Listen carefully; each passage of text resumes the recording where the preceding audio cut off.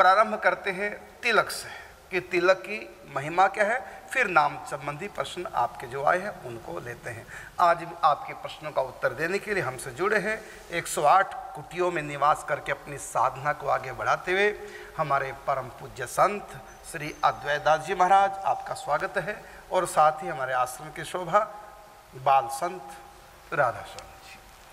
तो सबसे पहले आज हम पूछते हैं कि गुरु प्रदत्त तिलक की महिमा क्या है, राधा स्वामी जी से। सर्वप्रथम पूज्य श्री महाराज जी के चरणों में साष्टांग दंडवत प्रणाम, साथ ही सभी वैष्णव वृंदों को भी दंडवत प्रणाम। आश्री वैसे शास्त्रों में तो बहुत सी इसकी महिमा गोपी चंदन की बताई गई, बिल्कुल बिल्कुल, लेकिन हमारे कुछ आचार्यों ने उन जो प्रमाणिक जो श्लोक हैं उनका संग्रह किया है, तो मैं उसी के आधार पे बिल्कुल हमारे पुराणों में बहुत से ऐसे श्लोक हैं, लेकिन सारे तो नहीं बता पाएंगे, 2-4 प्रमाण आपको देंगे जी जी जी कि कितनी महिमा है तिलक की। तो अभी सामने एक ग्रंथ है, हाँ। मैं इसके माध्यम से बताऊंगा। जैसा कि स्वयं भगवान विष्णु, स्वयं नारायण ब्रह्मा जी को गोपी चंदन की महिमा बताते हैं। तो उसमें कहते हैं, यो मृत्तिकाम द्वारवती समुद्भवाम करे समादाय ललाट पट्टके करोति नित्यम पुरुषोर्ध पुंडरम क्रिया फलम कोटि गुणम तदा भवेत्।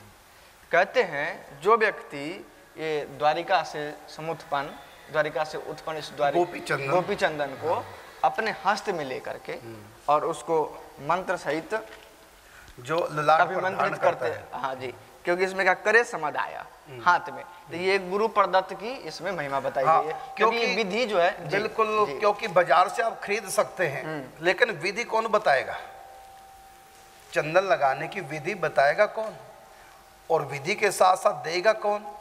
सिंदूर तो बाजार में मिलता है, कोई भी कमारी लड़की बाजार से सिंदूर खरीद के माथे पे लगा ले तो विवाहिता नहीं होगी, उस सिंदूर की कोई वैल्यू नहीं होगी, क्योंकि जिसके नाम से लगाया जाता है सिंदूर वो तो है नहीं, शादी तो हुई नहीं। इसी प्रकार ब्रह्म संबंध नहीं हुआ, दीक्षा नहीं हुई, शरणागति नहीं हुई गुरु के द्वारा, तो फिर तिल कैसा? जब विवाह नहीं हुआ तो सिंदूर मांग में कैसा? मंगलसूत्र किस लिए फिर? इसी प्रकार गुरु जो देते हैं महिमा उसी की है।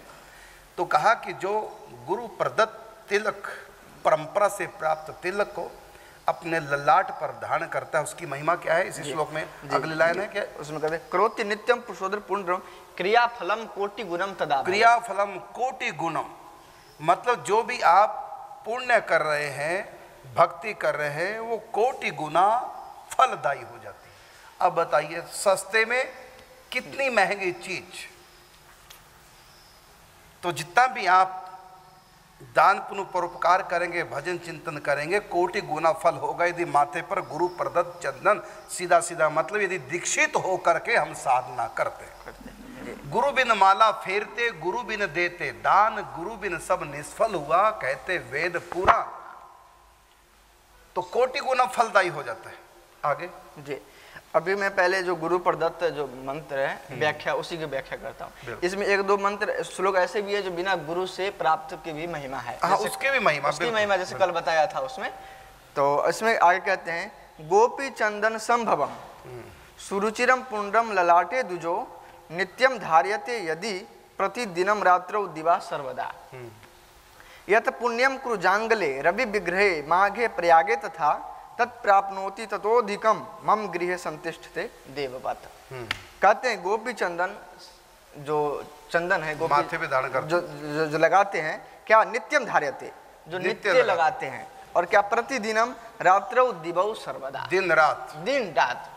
ये नहीं कि जब रात्रि में सोए तो भाई तिलक मिटा लिया और धो लिया। गृहस्थ भी 24 घंटे माथे पे तिलक रख सकते हैं, कोई दोष नहीं होता। गृहस्थ जीवन जीव, माथे तिलक, गले में कंठी, इसमें कोई दोष नहीं। शास्त्र प्रमाण रात्रो दिवौ सर्वदा।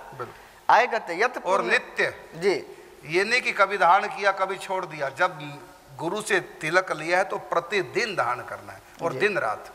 आगे कहते यत पुण्यम कुरुजांगले रवि विग्रहे माघे प्रयागे तथा, माने जो वो पुण्य करेगा उसका पुण्य कुरुजांगली माने कुरुक्षेत्र में, और आगे रवि, आगे कहते हैं रवि ग्रहे, रवि ग्रहे मतलब सूर्य ग्रहण के समय जो शुभ कर्म करते हैं जितना उस समय कर्म का फल मिलता उतना फल ही तिलक लगा के कर्म करने से मिल जाता है। कोई भी सूर्य ग्रह कुर्जांगले रवि ग्रह और माघे प्रयागे तथा, माघे प्रयागे तथा, माघ के महीने प्रयागराज में जो व्यक्ति पुण्य करता है उसका जो कोटि गुना फल मिलता वही फल तिलक लगा के पुण्य करने से। बताइए इससे सस्ते में इतना महंगा सौदा जी जी जी कौन नहीं लगाएगा तिलक जी। अच्छा महाराज श्री इस पे कैसे आ रहा है उदाहरण सा, ये लोग प्रश्न कर सकते केवल तिलक लगाने से इतनी महिमा, तो इसका एक उदाहरण सा आ रहा है। जैसे व्यक्ति बहुत सारे बहुत व्यंजन बना देता है, तो कोई कहे भाई थोड़ा सा एक चुटकी भर नमक डाल दो ना उसमें, नमक लवण, तो उससे स्वाद बहुत बढ़ जाता है। तो वो कहते ए चुटकी भर नमक से क्या हो जाएगा, डाल के देखो, डाल के देखो क्या डाल के देखो पता चल जाएगा। तो नमक भले चुटकी भर हो लेकिन वो भोजन का सब्जी का सारा स्वाद उसी से है। इसी प्रकार तिलक भले हल्का फुल्का चीज लगती होगी आप लोगों को, लेकिन आपको नहीं पता ये कितना गुना अधिक महिमा बढ़ा देता है। अब देखिए पानी है, दस्त की दवाई लेनी है ना, कब्ज है तो गर्म पानी से ले लो, और ठंडे से लोगे तो काम ही नहीं करेगी। पानी वही, बस थोड़ा गर्म करने से देखो कितनी महिमा बढ़ गई। किसकी महिमा बढ़ गई? दवाई की महिमा बढ़ गई। गर्म पानी से दवाई लेने से महिमा दवाई की कई गुना बढ़ गई। यदि गर्म पानी के बिना लोगे तो ठंडे से ले लोगे तो फिर दवाई काम नहीं करेगी, पेट साफ नहीं होगा। अब आपके गर्म से क्या होता, तो लेके देख लो। आप कहेंगे काम तो दवाई से होना है, पानी का क्या मतलब? अरे मतलब है गर्म में लेके देखो और एक दिन ठंडे से लेकर देखो, पता चल जाएगा कितना अंतर है। दवाई भले वही है तो कर्म तो वही है, लेकिन तिलक लगा के करके देखो तो उसका कोटि गुना फल अधिक होगा। जी महाशय। आगे स्वयं आगे कहते हैं ठाकुर जी, यस्मिन् गृहे तिष्ठन्ति गोपी चंदनम भक्त्या ललाटे मनुजो बिभर्ति चेत तस्मिन् गृहे हम निवसामि सर्वदा श्रियान्वितः कंस निहा चतुर्मुखा। कहते हैं जिस घर में गोपी चंदन रहता है, भक्त्या ललाटे मनुजो बिभर्ति चेत, कहते हैं जो भक्ति पूर्वक अपने ललाट में जो उसको धारण करता है, तो कहते हैं मैं उसके घर में निवास करता हूँ। और कौन? अपना रूप बताते हैं, कंस निहा, माने जिसने कंस को मारा, तुम्हारे पापों को खत्म करने वाला जो मैं कृष्ण हूँ, मेरा जो रूप है वो रूप तुम्हारे घर में सदा निवास करेगा। इतनी महिमा गोपी चंदन की। जी। आगे कहते हैं, यो धारयेत द्वारवती समुद्भवाम मृत्सना पवित्राम कलिकलम सापहाम नित्यम ललाटे मम मंत्र संयुताम यम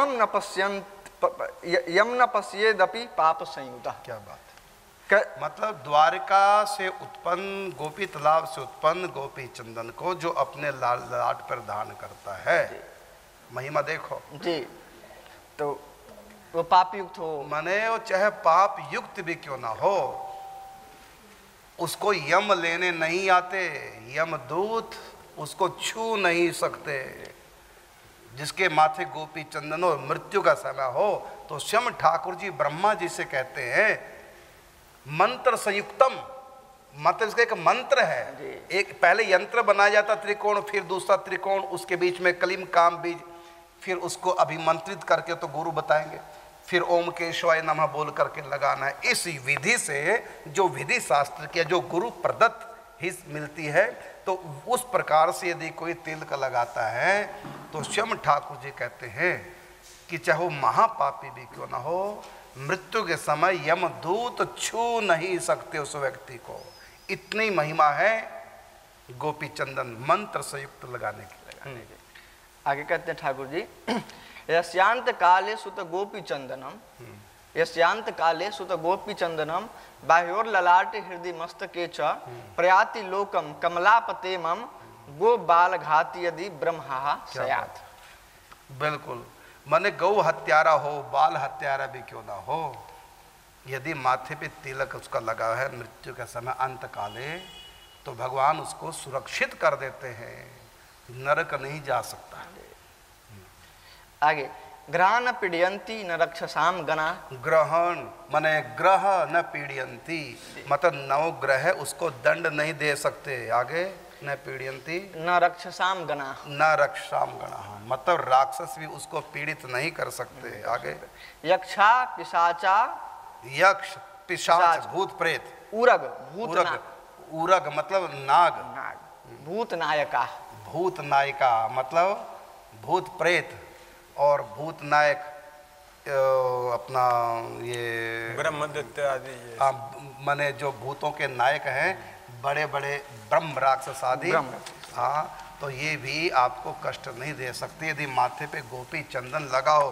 देखिए गोपी चंदन की महिमा सुनिए, कितनी महिमा। आगे अब कुछ जो एक दो श्लोक है हमारा श्री, वो ऐसे भी हैं जो जिसको बिना गुरु प्रदत्त मंत्र वाले भी लगा सकते हैं। हाँ, उसकी भी महिमा है, उसकी भी महिमा बिल्कुल, उसकी महिमा बताते हैं।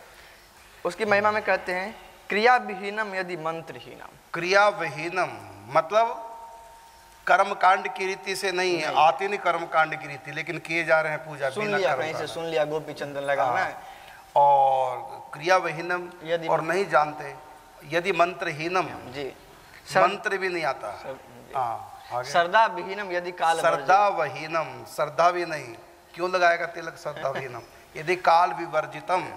इसका अर्थ है कि हम तिलक जो लगाते, अगर लगा लिया तिलक, तो दोबारा से बोलो जी, क्रियाहीनम यदि मंत्र, अर्थात हमारी भक्ति पूजा पाठ यदि कर्म कांड की रीति से नहीं है।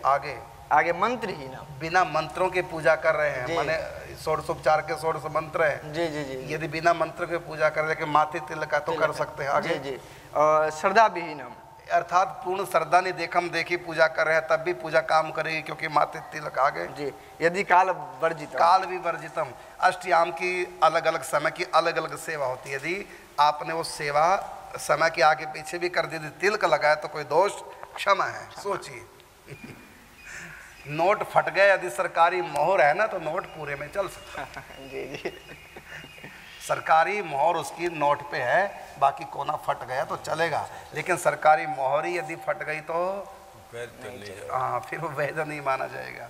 इसी प्रकार से क्रिया वहीनम है आपकी साधना, तो तब भी चलेगा। ये भी इसका अर्थ है। जी।